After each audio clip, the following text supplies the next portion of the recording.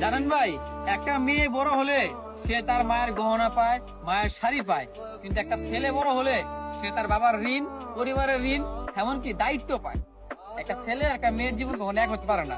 একটা মেয়ে পরিবারে বড় হলে সে তার মায়ের গহনা শাড়ি পরে অন্য একটা জায়গায় বিয়ে করে চলে যায়, সারা জীবনের জন্য অন্য একটা জায়গায় চলে যায়। কিন্তু একটা ছেলে বড় হলে তার মাথার মধ্যে সব সময় পরিবারের ঋণ, পরিবারের দায়িত্ব, সেগুলো এসে তার মানে চেপে বসে। মৃত্যুর আগ পর্যন্ত প্রত্যেকটা ছেলে মানুষ তার পরিবারের ঋণ, তার ফ্যামিলি মানুষজন, ভাই বোন, এদেরকে দায়িত্ব নেওয়ার জন্য, এদেরকে পালার জন্য মৃত্যুর আগ পর্যন্ত লড়াই করে। তো একটা ছেলের জীবন একটা মেয়ের জীবন এক হয় না, ঠিক আছে? একটা মেয়ে তার বাবার বাড়ি ছেড়ে চলে যায়, তার মা ভাই বোন সবাইকে ছেড়ে অন্য একটা জায়গায় পাড়ি জমায়, ঠিক আছে? কিন্তু একটা ছেলে তো এটা করতে পারে না। একটা ছেলে বড় হলে তার পরিবারের দায়িত্বটুকু পায়, তার বাবার ঋণ, হ্যাঁ, পরিবার মানুষগুলো ভালো রাখতে হবে, ছোট ছোট ভাই বোন আছে তাদেরকে সুখে রাখতে হবে, মা বাবাকে সুখ দিতে হবে, নিজের ক্যারিয়ার করতে হবে, এইগুলো টেনশন একটা ছেলে পায়। একটা মেয়ে একটা ছেলের জীবন কখনো এক হতে পারে না, এটা আলাদা। কিন্তু একটা ছেলের জীবন ওর কষ্ট কম না, মেয়েরও কম না, দুই দিক থেকে দুইটাই সমান, ঠিক আছে, মানলাম। কিন্তু একটা ছেলে মানুষ এর কষ্ট একটা বেশি হতে হবেই। কেন হবে চিন্তা করেন, একটা মেয়ে যখন চলে যায় তখন সে অন্য কারো কাছে যায়, সেও একটা পুরুষ, সেও একটা ছেলে, ঠিক তেমনি ওই ছেলের কাছে এই মেয়েটা সারা জীবন থাকবে। একটা ছেলে যেমন, হ্যাঁ, বড় হয়েছে, সে তার বাবা মাকে দেখবে, ভাই বোনকে দেখবে, তার ছেলে মেয়ে দেখবে, তার বউকে দেখবে, এমনকি মৃত্যুর আগ পর্যন্ত সে লড়াই করবে এই মানুষগুলোকে ভালো রাখার জন্য, সারাটা জীবন সংগ্রাম করবে, জীবনের সাথে যুদ্ধ করবে।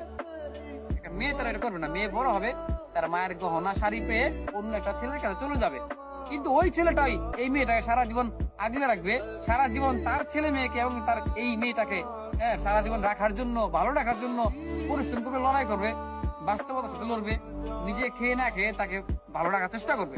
এটাই একটা ছেলে মানুষের জীবন। এটাই একটা ছেলে মানুষ যখন 18 বছর পেরিয়ে যায় তখন তার কাঁধে আস্তে আস্তে সবকিছু দায়িত্ব এসে পড়ে। সে না চাইলেও পরিস্থিতির শিকার হয়ে সবকিছু বুঝে যায়। বলে না যে এখন যে ছেলেটা ঘোরাফেরা করতেছে, আড্ডা দেয়, ঠিক মতো ক্যারিয়ার নিয়ে ফোকাস দেয় না, দেখবেন একটা সময় পর গিয়ে এই ছেলেটাই ভীষণ দায়িত্বশীল হয়ে যাবে। সে তার বাবা মা, পরিবার, ভাই বোন, এদের জন্য সে একজন দায়িত্ববান লোক হয়ে যাবে, মানে তার কাঁধে দায়িত্ব পড়ে যাবে। আসলে পরিস্থিতি কখন কার সাথে কি মানে ঘটায় সেটা কে বলতে পারে না। আজকে যে ছেলেটা ঘুরছে ফিরছে, কালকে দেখবেন এই ছেলেটার মাথায় হাজারো টেনশন, মাথার মধ্যে টেনশন, পরিবারকে ভালো রাখতে হবে, ভালো চাকরি নিতে হবে, বউ বাচ্চা দেখতে হবে। এই টেনশন বা এই দায়িত্ব, এই ঋণ, এগুলো মৃত্যুর আগ অব্দি তার কাছে থাকবে। মরণ ছাড়া তার কোনো আর শান্তি নেই বা এটা থেকে রেহাই নেই।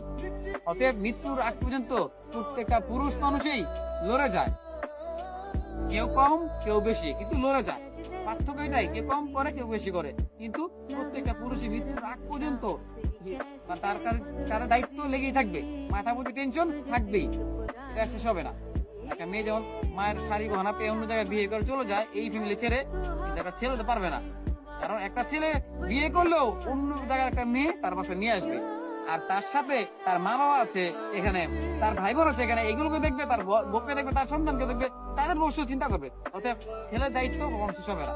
একটা ছেলে একটা মেয়ের জীবন এক হয় না। আসলে আসলে দুইজনেই দুই দিক দিকে ঠিক, কিন্তু একটা ছেলে মানুষের টেনশন এটা শেষ হবে না, মৃত্যুর আগ অব্দি থাকবেই, ছিল, থাকবে, এটা শেষ হবে না। তার দায়িত্ব তখন শেষ হবে যখন এই দুনিয়া ছেড়ে চলে যাবে, অতএব সে যখন আর বেঁচে থাকবে না।